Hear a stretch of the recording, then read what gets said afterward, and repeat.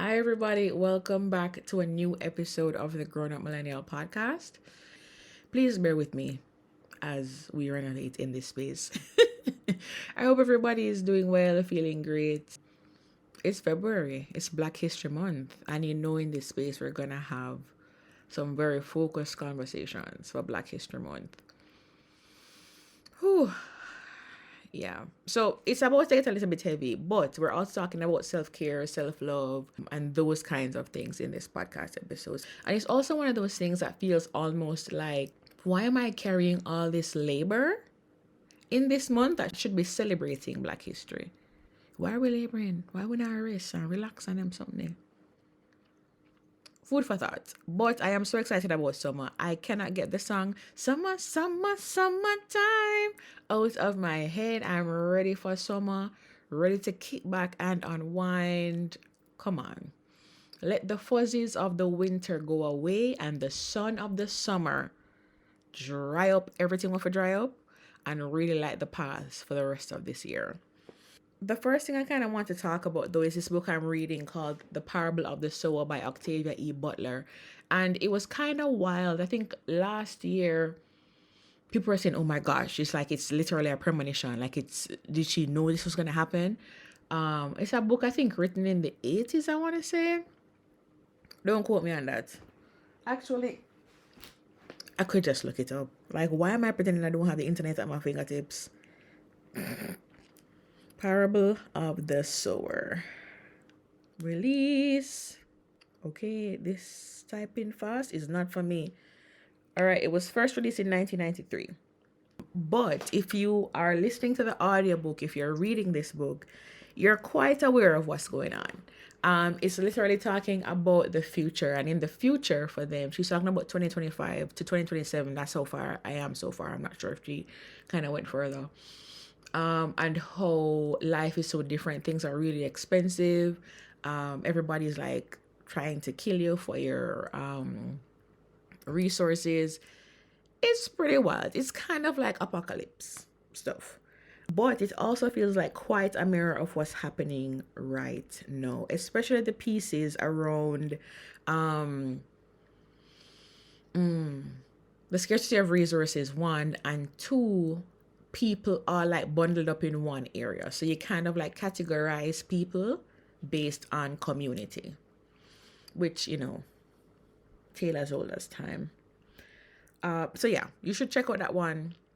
That's an interesting read. I'm also taking a quick, well, there's nothing quick about reading an Audre Lorde book. It's A Burst of Light by Audre Lorde. I think we have all heard of how she speaks about radical self-care, and I personally have never read any of the essays that she has spoken about it in. So I borrowed this book to see if this was one of the ones that she spoke about, that's radical self-care, self-love, and community peace. So follow me on Instagram at the Grown Up Millennial, and I will kind of get into that. But can we take a pause to just take a deep breath? All right, here we are. As human beings, we're all connected. As we traverse this world, it's up to us to find the common stories, to live them, to share them, to change them. The Grown Up Millennial is a space for us to share those stories. It's a space that grows and evolves as we all navigate the highs and lows of life. Our entire lives is a process of becoming. Every day we become a new part of ourselves. What will you discover today? Hi everyone. I'm your host, Nicolette. Today we're really going to highlight specifically radical self-care, and then we're also going to be talking a little bit about some Black inventions that nobody really knew about. So before we begin, I want us to take a pause and really think about what radical self-care, like those three words or two words, because self-care is really a hyphenated word. So those two words, radical self-care, what does that mean to you? What does that, signal to your brain? Radical self-care. Now we hear about self-care all the time, right? The face mask, the spa day, doing your nails, doing your lashes, maybe getting a facial, um, things like that, right? Having a nice breakfast, treating yourself. Um, but what is radical self-care? That feels like the next level. Audre Lorde, legendary black feminist, poet, writer, activist, she said, caring for myself is not self indulgence, it is self preservation, and that is an act of political warfare. When she spoke about self care, she wasn't talking about luxury, She wasn't talking about putting on eye patches or whatever it is. She was talking about survival. She, at this point, she was a black queer woman battling cancer, and she knew that prioritizing her health, both physically and emotionally, was a way of resisting a system that didn't always value her existence. Radical self care is about making yourself a priority in a world that often tells you that you should be last. Radical self care is about finding the love, finding the community, finding the things that light you up and bring you joy in a space that sometimes feel like all it's doing is sucking your joy. So I want you to think about some of these things that could be radical self care, that could start you on this radical self care journey. The first one is rest without guilt. I know a lot of us, especially women, once we have a break, we feel like something is not going right. What do you mean by break? What do you mean by break? I cannot break. And a lot of black men too, specifically black men, where it feels like if I am breaking, if I am not working, if I'm not working towards something, what am I doing? My father had a pretty hard time with retirement. This is a man that worked every day of life from him little till him big, always working. He did not know what to do with himself when he retired, when he had to retire. And he said to me recently that I had to find something to do. I had to find some kind of work because I realized if I was sitting at home, it's just doctor's appointment, may I go. So I had to find something to do with my time. First of all, like now that we're talking about this, as a segue, listen to that episode with, I believe it was Eric Brotman about retirement. That was a very interesting episode. I'll put it in the show notes. Now, as we're continuing in this idea of rest without guilt, I want you to take a pause on the hustle culture. Yeah, the grinding, I'll sleep later, I'll sleep tomorrow, the grind never stops, I have to work as hard as my money does kind of thing. Hustle culture will have you thinking that you always need to be grinding. Rest is productive, Rest is productive. Even your computer have to reboot now and again. Rest is productive. You don't need to earn rest. I'm going to die on this hill. You don't need to earn rest. You deserve it because you are just existing. I remember I used to always say to my husband, boy, I'm tired. And he was saying, what are you tired from? Existing. Existing. The day to day of just being about in life is exhausting. Carrying all these things subconsciously, thinking about all these things at the back of your mind, it's exhausting. Look at what is going on in the world. Look at the world we're living in. It's so easy to know what's going on across the world now. It's much harder to shut out the realities of the world. Even with all the TikTok distractions, even with all the Instagram reels, you're going to find some news and you're going to know what's going on. And it's exhausting to know that you're living in a world like this. And it can also be exhausting and painful and tiring to think about the fact that you feel like you can't do anything about it. So take your rest without guilt. The second thing you have to do, and this is something I'm consistently working on, me and my therapist tired to go through this, setting boundaries. Saying no is self-care. Saying no is self-care. Saying no is self-care. Hey. Saying no is self-care. Okay? We have to sing that and remember it. Saying no is self-care. Protecting your time, your energy, your peace is self-care. You are not a machine. And again, even if you're a machine, the machine rests sometime. You do not owe anyone constant access. You can say, you know what, not today. But I planned for call you yesterday, but I really never. I bet you I miss some. I could call you next week, or I'm gonna call you later. You don't have to always be on. You don't have to always say yes. I remember one of my really good friends. She told me this line that she says at work. She's like, "Oh, I really don't have the bandwidth for that today." Easy, honest, to the point. I don't have the bandwidth for that today. The third thing I think that we're losing a lot of is community and connection.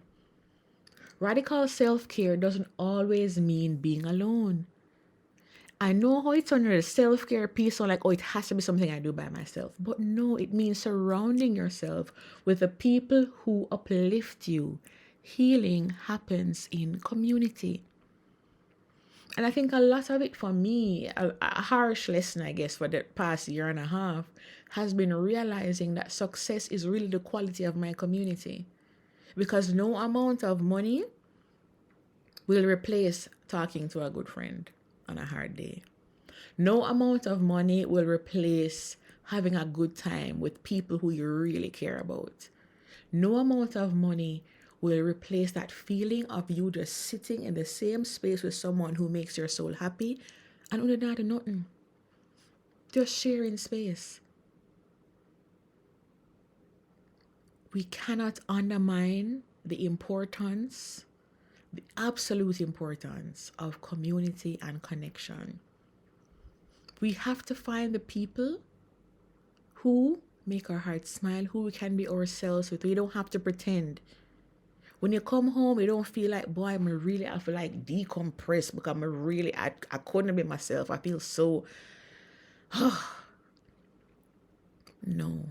Come home reeling because you're so happy that you were able to spend time with this person and you can't believe the time ran out and you can't wait to do it again. And I know for my introverted extroverts or extroverted introverts out there, you're gonna need the time to yourself. You're gonna need some alone time. We're not saying you don't need alone time as well, but you need to ensure that the people you're spending your time with value that time and they really feel that space in your heart for connection and community. Now, the next thing I really want to bring us to is emotional processing and therapy. As someone who used to always put things on the back burner, I can deal with that later. Yeah, man, I can do that later. But I have to think about that now. I have to cry now. I have to be angry now. That is something I can talk about later. And then realizing that the thing you put on the back burner for later is often the thing that pops up out of no fucking where when you least expect it. Okay? I have put emotions on the back burner and I'm like, yeah, man, I'm in control of these emotions. And just end up bursting out in tears in a Zoom meeting for my job. Nothing related to what was going on at all. So we need to take pause and leave space for emotional processing. And as a Black person, if you're listening to this, you must have been told, yeah, man, just pray about it. Kaya can deal with it. Be strong. You're so strong. If you're a woman listening to this, you're so strong. I admire your strength. Sometimes I want soft. I don't want always have a strong and tough. Strength also looks like getting help, processing your emotions, talking it through. Whether it's going to therapy, whether it's journaling, whether it's allowing yourself to feel everything. And this is the most important part, without shame. Don't be ashamed of your emotions. You feel the things because you want to feel them, because you have to feel them. That's why your body is processing things, So really, no emotion is negative or positive. It just is. And I spoke about this in my Medium article called Just Be Angry. Like, why are we afraid of being angry? Why are we afraid of certain emotions and not afraid of others? Is it because of how it makes other people feel and they feel like they can't process it when we present it? I don't know. But we have to leave space and time to process our emotions. Process our emotions. And the last one, the number 5, joy as resistance. When was the last time you could truly say that you've experienced joy? Like real joy. When I talk like a happy, I mean joy. Like there's something in your soul that was so happy, joyful, grateful that you probably had a smile beaming from ear to ear, maybe for days. What makes you feel joy? What brings you joy? What makes you feel joyful? In a world that thrives on our pain, choosing joy is an act of resistance. Dance, laugh, say the crazy thing, be silly, live fully, live joyfully. Joy is also a form of resistance. Now, I challenge you, all right? Take at least one day this week and do something that truly feeds your soul. No guilt, no obligation, just you pouring back into yourself. I think one of the most important things that really came to mind, not really came to mind, I saw it on Instagram earlier this year, was someone sharing that their therapist told them that the pouring that they're doing for other people is really the overflow. So when people say you can't pour from an empty cup, what they really means is that your cup should be so full that you're able to fill others with your overflow. So that's what we should be focusing on. Not pouring from our cup, pouring from the overflow.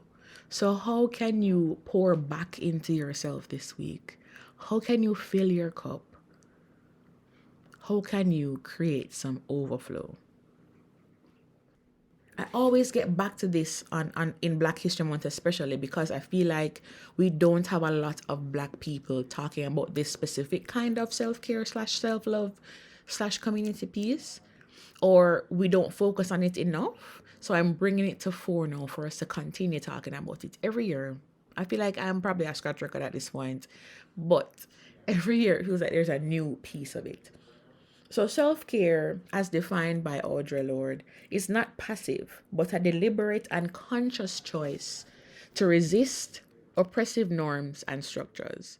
By practicing self care, individuals assert their worth and value in a society that seeks to diminish their humanity. This act of self affirmation can be a powerful tool for reclaiming agency and autonomy in the face of marginalization and erasure. Self care allows individuals to challenge the harmful narratives and stereotypes perpetuated by oppressive systems. By prioritizing well being and happiness, marginalized individuals disrupt the status quo and redefine themselves on their own terms. This act of self definition can be a radical form of resistance against the dehumanizing effects of oppression. Audre Lorde's concept of self care as a radical act offers a powerful framework for understanding the intersection of personal well being and social justice. By redefining self care as a political act of resistance and empowerment, Lorde challenges us to rethink traditional notions of self care and recognize its potential to effect meaningful change in the world. Audre Lorde sought to empower marginalized communities to reclaim their agency and voice in a world that seeks to silence them. By centering self care as a form of resistance, Lorde encouraged individuals to prioritize their own healing and well being as a means of regaining control over their lives. Lorde emphasized the importance of collective care and mutual support within marginalized communities. By coming together to practice self care and support each other's healing journeys, Individuals can build networks of solidarity and resilience that strengthen their ability to resist systemic oppression. There is strength in community. And this resonates so deeply with me because true self care isn't about really indulging in things. It's about recognizing your needs, setting boundaries, creating lasting, loving communities, and prioritizing your well being. It's about acknowledging the systemic barriers that impact your mental and physical health and really taking steps to overcoming them. It's about creating space for joy, for rest, for community, and of course for the ongoing fight for a more just and equitable world, which just feels like it's unending. I wanted to shift gears a little bit and talk about some really incredible Black inventors and their contributions that have shaped the world. I don't think a lot of us really realize this, but Madam C.J. Walker, we've heard that name. She really revolutionized the beauty industry with her line of hair care products designed specifically for Black women. Right? Patricia Bath became the first African American woman to receive a medical patent for her revolutionary laser probe used to treat cataracts. Marie Van Brittan Brown invented the first home security system, a significant contribution to public safety. Dr. Lonnie Johnson invented the Super Soaker gun, proving that invention can be both fun and impactful. I feel like everybody own a Super Soaker gun. Ice cream, the ice cream scoop, Alfred L. Kral, I want to say. So next time you enjoy a scoop of your favorite ice cream, you have him to thank for making the first practical design for the ice cream scoop. Call ID and call waiting. Hey, we used to make that run up, Dr. Shirley Ann Jackson. She was a physicist who really brought that to light. Automatic elevator doors. Alexander Miles. Before 1887, elevators were dangerous because people had to manually open and close the doors, and Miles invented automatic elevator doors, making buildings much safer. The traffic lights. Every time you stop at a light, think about Garrett Morgan. He saw how chaotic the streets were and created the first 3-signal traffic light system that we still use today. He also invented the gas mask used by firefighters and soldiers. The carbon light bulb filament. Thomas Edison gets all the credit for the light bulb, but it was Louis Latimer who invented the carbon filament that made it last longer. Without him, we'd still all be sitting in the dark. The refrigerated truck. Frederick McKinley Jones created that, so food could be transported long distances without spoiling. The color computer monitor was invented by a Black engineer, Mark Dean. He helped design it and played a major role in developing the first IBM personal computer. The blood bank. Dr. Charles Drew revolutionized blood storage, creating the first large-scale blood bank, which saved millions of lives during the time of World War II. What a time.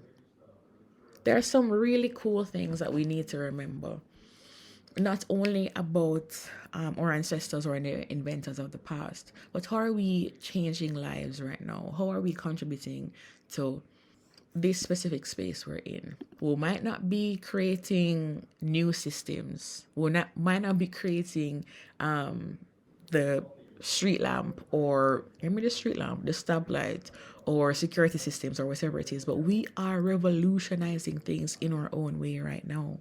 So take a pause to not only think about those inventors, but think about how you're disrupting your environment right now. Beyonce just won a Grammy, a country music Grammy. She, after almost 10 decades, she just won Album of the Year. So don't feel like you're not good enough or that you're not contributing. Take a pause today and see how you are disrupting things in your own space. Now, as we're closing this podcast episode, I really want us to take away a few things. Radical self-care, it's not optional, it's a mode of survival. Take up space, set boundaries, reclaim your time, reclaim your space. reclaim your joy. And I also want to think about how Black brilliance continues to shape this world. While you're still here, share this episode with someone who you think needs to hear it. Take at least one self-care action this week without guilt, without shame, and keep celebrating Black excellence every day, not just during Black History Month. Until next time, take care of yourselves, love on yourselves, and remember, you are worthy, you are brilliant, and you have always been more than enough. We hope you enjoyed this episode. Follow along with us wherever you listen to podcasts. Check out our content on the website, thegrownupmillennial.com. Follow us on Instagram at thegrownupmillennial and like our page on Facebook, The Grown Up Millennial. Find us everywhere.